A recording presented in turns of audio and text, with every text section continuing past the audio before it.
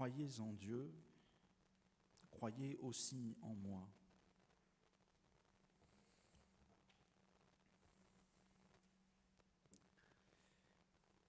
Le texte que nous venons d'entendre, frères et sœurs, c'est un texte qu'il m'arrive souvent d'utiliser comme support de prédication pour des services funèbres. Parce qu'il y a en effet de nombreuses paroles que Jésus a prononcées à ce moment-là qui apportent une consolation profonde aux gens qui sont touchés par le deuil. Que votre cœur ne se trouble pas. Je vais vous préparer une place. Et puisque je vais vous préparer une place, je reviendrai et je vous prendrai avec moi, afin que là où je suis, vous y soyez aussi. C'est clairement des paroles qui apportent beaucoup de soutien aux personnes qui ont perdu un être cher. Mais il ne faudrait pas se tromper. Ce que Jésus a dit là, ça ne concerne pas seulement les endeuillés. Même si lui-même s'est adressé à ses disciples dans un contexte proche de celui du deuil, puisque quelques heures après, il allait lui-même être livré, trahi et exécuté. Il y a autre chose encore dans ces paroles. Des choses qui nous concernent, nous, aujourd'hui. Sinon, pourquoi aurait-on ce texte-là dans nos lectionnaires et régulièrement, d'année en année, on serait amené à le relire? Si ça n'avait qu'un intérêt très très limité dans des circonstances très particulières, il n'y aurait pas de raison.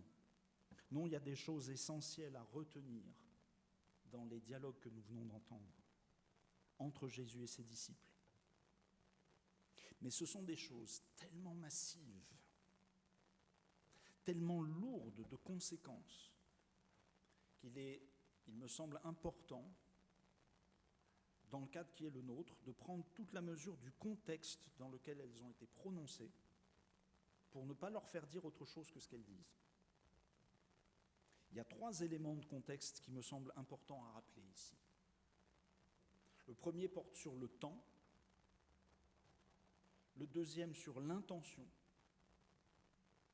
et le troisième et dernier sur l'auditoire. Le premier, ça parle du temps liturgique qui est le nôtre ces semaines-ci. Nous sommes dans le temps de Pâques. Il y a quelques semaines encore, on célébrait la Pâques et jusqu'à la Pentecôte, tous les textes que nous allons lire sont censés faire écho à la résurrection de Jésus. Il nous est proposé de méditer donc les paroles que nous venons d'entendre en ayant en tête que Jésus les a prononcées juste avant d'être trahi, arrêté, renié, torturé, crucifié, enseveli et ressuscité. Autrement dit, ce que nous entendons ce matin de la part de Jésus est vrai. On dirait que c'est la même chose tous les dimanches. On devrait tous en être d'accord, mais ça nous est proposé très particulièrement pendant cette période pour que ça rentre encore plus profondément dans nos têtes et dans nos cœurs. Parce que Jésus qui dit tout ça est mort et ressuscité. Il est vraiment ressuscité. Amen. Vous m'avez fait peur. Ce qu'il a vécu à la croix, puis au matin de Pâques, authentifie pleinement non seulement les paroles que nous avons entendues, mais tout son ministère. L'énormité de ce que nous avons entendu, et on va y revenir, n'a pas à nous désarçonner. Nous sommes appelés à le croire parce qu'en fait c'est ça l'identité chrétienne. Si on n'est pas absolument certain que Christ est mort et ressuscité, vraiment ressuscité, et qu'en conséquence de cela, ce qu'il a dit, ce qu'il a fait, c'est la vérité, frères et sœurs, ça ne sert à rien d'être là. Ce n'est pas la peine de se réclamer du christianisme, même à plus forte raison, dans sa tradition réformée. Le deuxième élément de contexte qui me semble devoir être relevé, tient dans l'intention que Jésus a poursuivie en disant tout ça. Cette intention, elle nous est rappelée dans le chapitre qui précède et qui introduit tout ce que Jésus dit avec ses disciples jusqu'au chapitre 17 de l'évangile de Jean. Rappelons-nous ce que Jean a dit au tout début du chapitre 13 donc, de son évangile. Avant la fête de la Pâque, Jésus, sachant que son heure était venue de passer de ce monde au Père, et ayant aimé ceux qui lui appartenaient dans le monde, les aima jusqu'à l'extrême. Ce que nous avons entendu donc des paroles prononcées par Jésus, de tout le dialogue entre Jésus et ses disciples, c'est le signe de l'amour de Jésus, porté à son comble pour nous. Il est avec ses disciples les plus proches dans le cadre intime et tragique du dernier repas qu'il partage avec eux. C'est dans ce dernier entretien qu'il va appeler ses disciples amis. Et tout ce qu'il leur dit est mu par l'amour, la compassion. Pas par une espèce de stress qu'il aurait parce que dans quelques heures il sait qu'il va mourir et donc il serait parti à divaguer en disant des propos qui auraient dépassé sa pensée. Non, Jésus aime ceux à qui il parle. Jésus nous aime parce que maintenant c'est à nous qu'il s'adresse à travers ses paroles. Si je parle des disciples, ça m'amène au troisième et dernier élément de contexte, à savoir l'auditoire. Si ce texte nous concerne, c'est parce qu'à la suite de ce qu'ont vécu les disciples, et en conséquence de leur prédication après ça, nous faisons partie de cette immense famille des chrétiens. Mais si les chrétiens sont aujourd'hui si nombreux, si divers, ce n'est pas parce que les premiers témoins du Christ auraient été parfaits, solides, totalement au clair avec ce que leur maître leur disait et faisait. D'ailleurs, si vous lisez la suite des chapitres 14 à 17 de l'évangile de Jean, vous verrez combien il y a encore de terribles malentendus chez les disciples par rapport à ce que Jésus leur dit. Non, c'est pas qu'ils étaient parfaitement au point. La communauté d'ailleurs à laquelle Jésus s'adresse à ce moment-là, dans notre passage, est une communauté troublée, déjà affectée dans son intégrité, parce qu'ils ne sont plus au complet. Jésus ne s'adresse plus aux 12, ils ne sont plus que 11, parce que Jean l'a dit juste avant, il y en a un qui a quitté la table, Judas. Il a quitté la table, personne n'a compris, sinon le disciple que Jésus aimait, à qui Jésus a dit, c'est celui qui va me livrer, c'est celui à qui je vais donner le pain. Mais ça l'a tellement ébahi qu'il n'a rien pu dire. Et il a laissé Judas partir. Judas, qui avait assisté Jésus dans tout son ministère, comme les autres. Judas à qui Jésus a lavé les pieds. Judas à qui Jésus a donné le pain et le vin. Judas est parti. Et le groupe des apôtres est fracturé. Dès ce moment-là, pour entendre tout ce qui va être dit. Toutes ces paroles, donc, sont vraies, portées par l'amour de Dieu et reçues par un auditoire qui ne peut pas prétendre les comprendre parfaitement. Les maîtriser parce que ce sont des paroles qui, en fait, n'ont pas d'abord à être comprises, mais à être reçues dans la confiance. Parce que ce sont des bouées de sauvetage qui nous viennent en aide, qui viennent en aide à notre faiblesse. C'est avec ces trois éléments en tête que je vous propose de revenir sur quelques points énoncés par Jésus qui peuvent nous aider encore aujourd'hui, mais qui en effet sont énormes et nous mettent au défi. Première affirmation massive, mais qu'il faut recevoir dans la confiance de la foi. croyez en Dieu, croyez aussi en moi. Quand on lit ça comme ça, on se dit, bon, oui, d'accord, si on veut. Non, non, mes amis, non, non.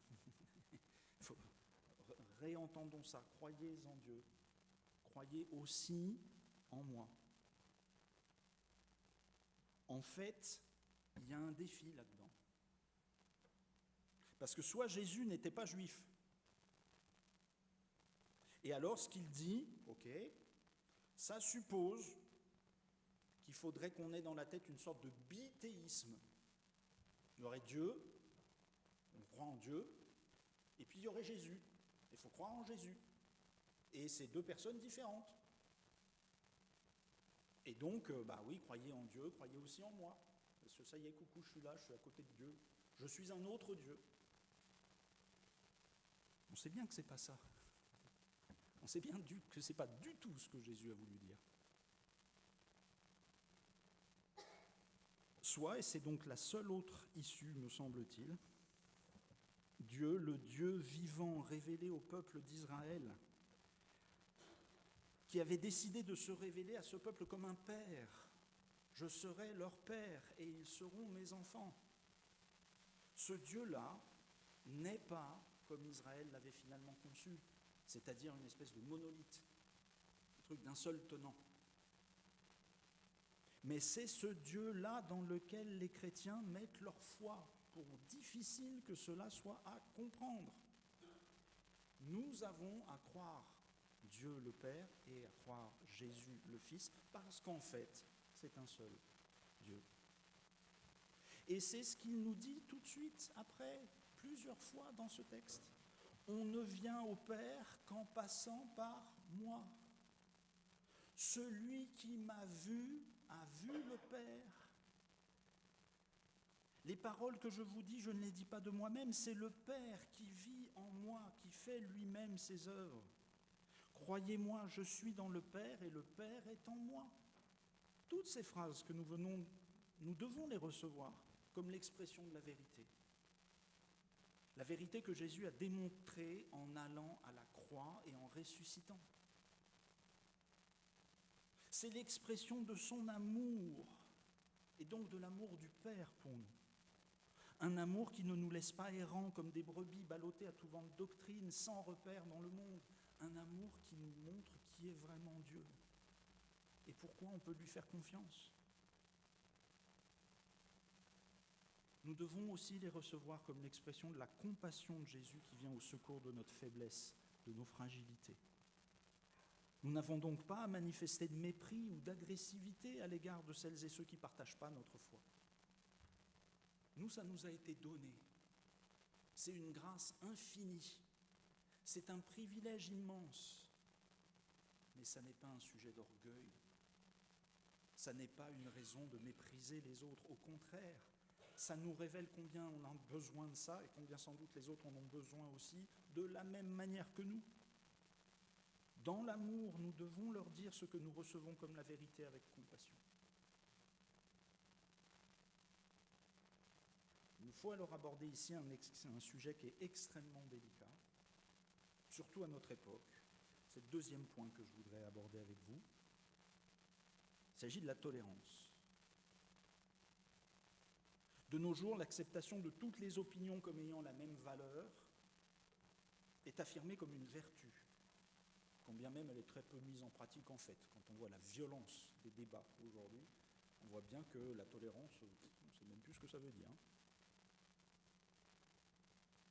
N'empêche qu'elle apparaît encore dans l'esprit de beaucoup de gens, cette tolérance, comme un rempart à la violence que toute personne qui prétend détenir la vérité peut être tentée d'exercer sur celles et ceux qui ne partagent pas son point de vue. Et c'est vrai qu'une telle tentative pour barrer la route au comportement violent, généré par un quelconque fanatisme, que ce soit un fanatisme religieux, politique ou je ne sais pas quoi, bah c'est extrêmement louable.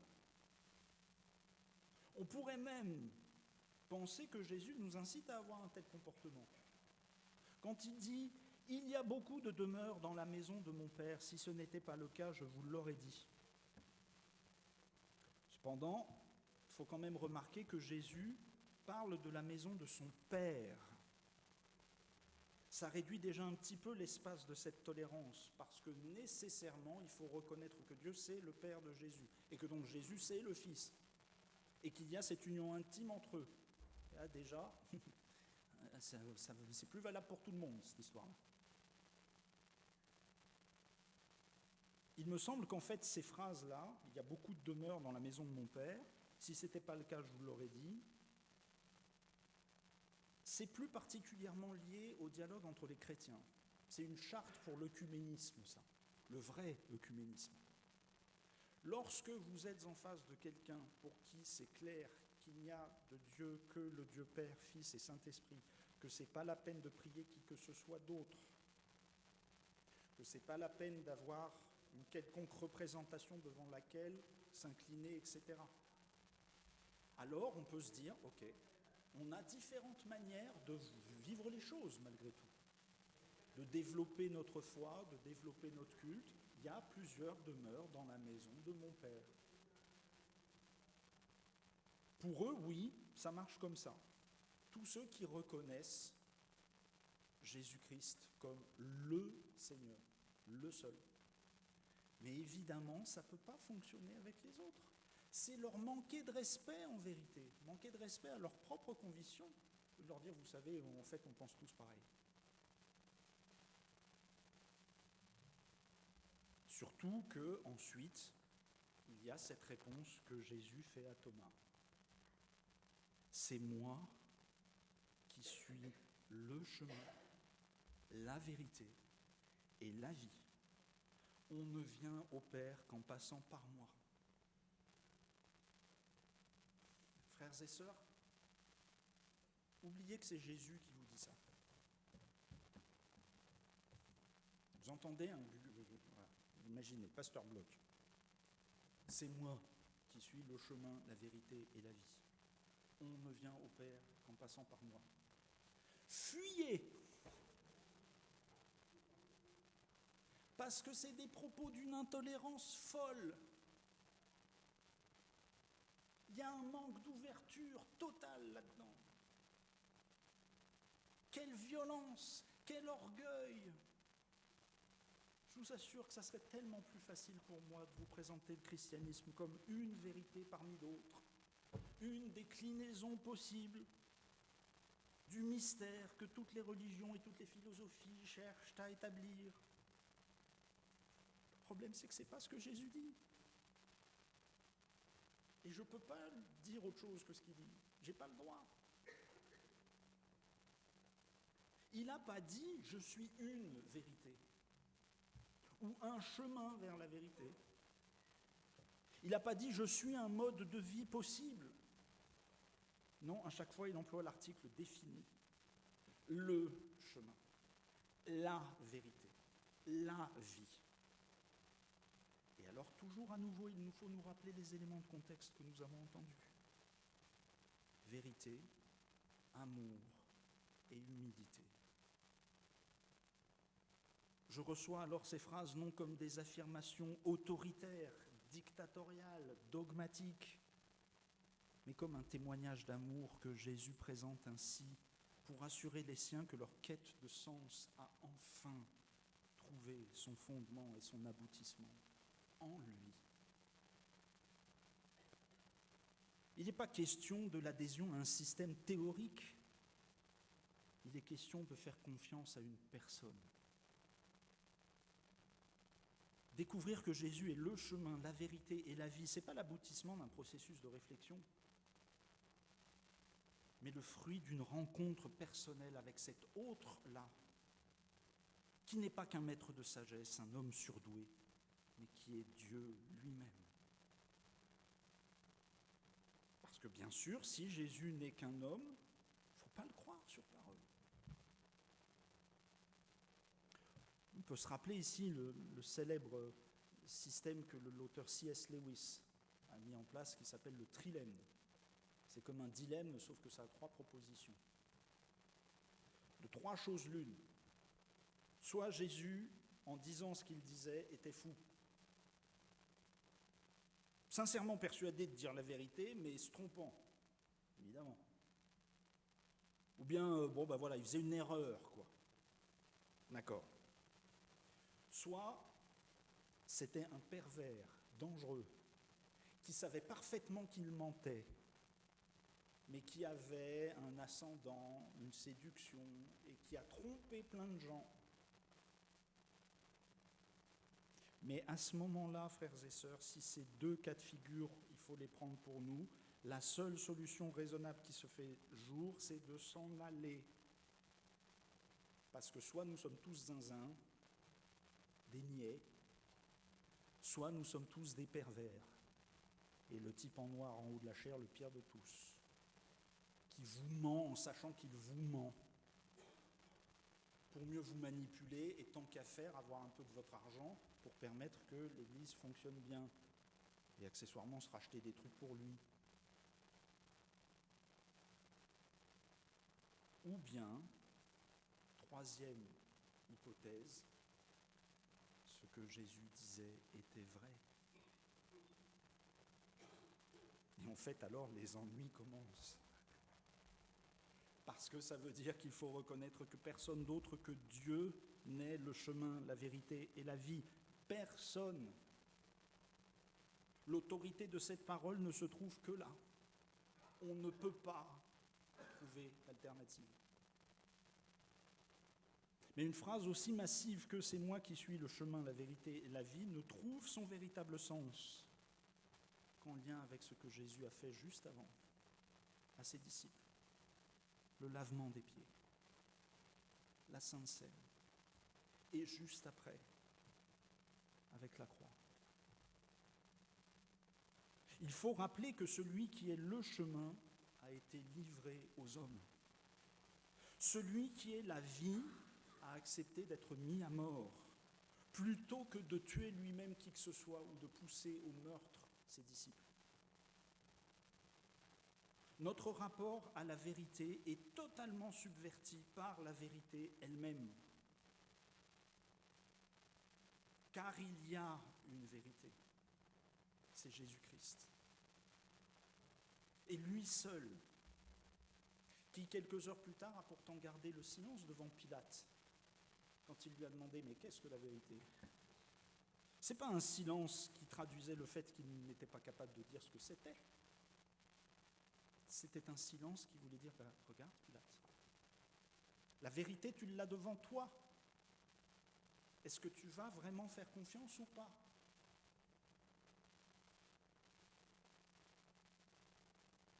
Nous avons tous besoin de nous ouvrir à ça et de comprendre que lorsque nous affirmons ces choses-là, nous n'avons pas le droit de devenir oppressifs. Mais nous n'avons pas plus le droit d'être relativistes.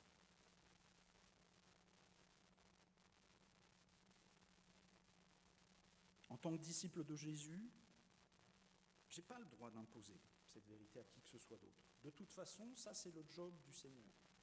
C'est lui qui par grâce vient toucher les gens. Je dois même accepter de subir l'hostilité de ceux qui ne partagent pas cette certitude, plutôt que d'en faire preuve à mon tour. Au lieu d'un peut-être, d'un pourquoi pas qui me permettrait de vivre dans un consensus mou et mensonger avec les autres, je suis appelé à risquer un oui massif, mais qui fait de moi un témoin, en n'oubliant pas que le mot grec traduit par témoin se dit martyr. Mais ça, je peux l'imposer à personne, même pas à vous. Chacun de nous, dans sa relation avec le Seigneur, doit vivre ça, personnellement.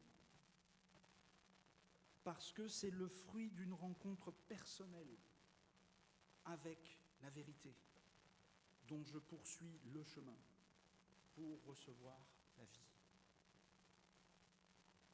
Je dois donc faire table rase de toutes mes prétentions personnelles pour mieux me mettre au service de celui qui me fera faire des œuvres plus grandes que Jésus lui-même. Je vais terminer là-dessus. Tout ce que vous me demanderez en mon nom, je le ferai afin que la gloire du Père soit révélée dans le Fils. Qu'est-ce que ça veut dire, Sortie de son contexte, la première partie de cette phrase ne peut susciter qu'un terrible malentendu.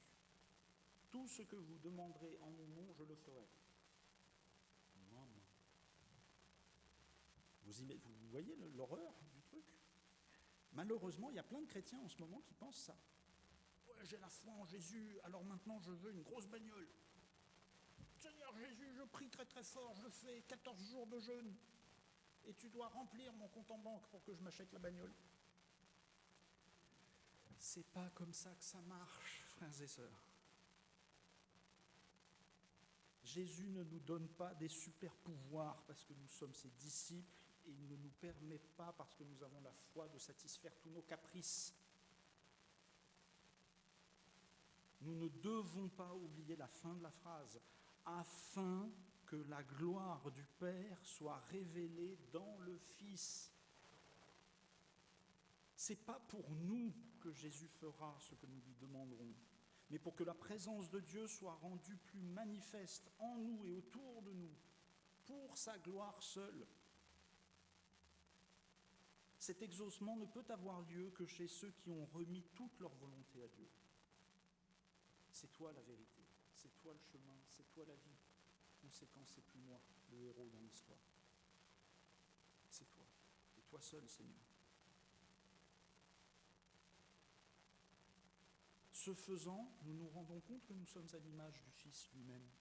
Les paroles que je vous dis, je ne les dis pas de moi-même, c'est le Père qui vit en moi, qui fait lui-même ses œuvres. Jésus n'a jamais cherché à attirer la gloire à lui. Il ne faisait que ce que le Père lui disait de faire. Et c'est comme ça que le Père l'a glorifié, mais en allant à la croix. Si Jésus lui-même est allé à un tel degré d'humilité et d'abaissement, gardons-nous de jamais prétendre nous dresser au-dessus de lui, avec une quelconque tradition d'église, avec une quelconque éloquence, avec une quelconque compte en banque ou quoi que ce soit. Rien ne peut être au-dessus de Jésus-Christ. Rien. Sinon l'Église n'est plus l'Église. Tout cela est dur, frères et sœurs, je sais. Tout cela est incroyable, frères et sœurs. D'accord, c'est fou, ok. Le problème, c'est que c'est vrai. Nous ne vivons pas pour nous-mêmes, mais pour lui. Et ainsi s'ouvre devant nous la vie éternelle. Que le Seigneur nous donne d'approfondir tout cela tout au long de notre vie. Ainsi soit-il.